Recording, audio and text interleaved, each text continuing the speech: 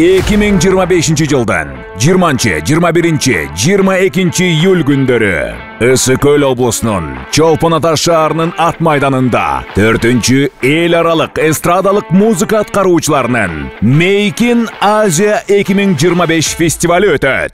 Фестивалга дүйнөнүн 25тен ашуун өлкөсүнөн келген таланттуу жаш эстрада ырчылары катышат. Фестиваль кыргыз жана чет өлкөлүк эстрада жылдыздарынын концерти менен коштолот. Концертке Jax 0214, Фриман 996, Абир Касенов, Баястан,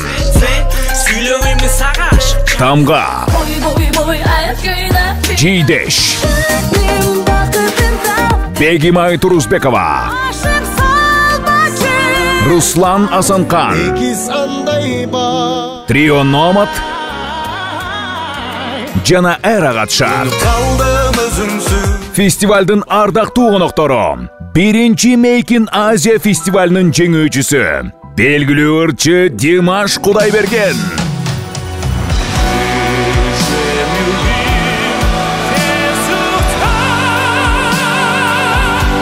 Азыркы учурдагы популярдуу Айола тобу.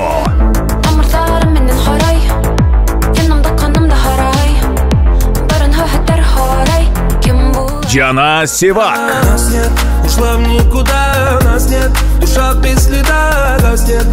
Жайдын эң масштабтуу маданий иш-чарасынан четте калбаңыз. Билеттерди Ticket.kg сайтынан сатып алууга болот.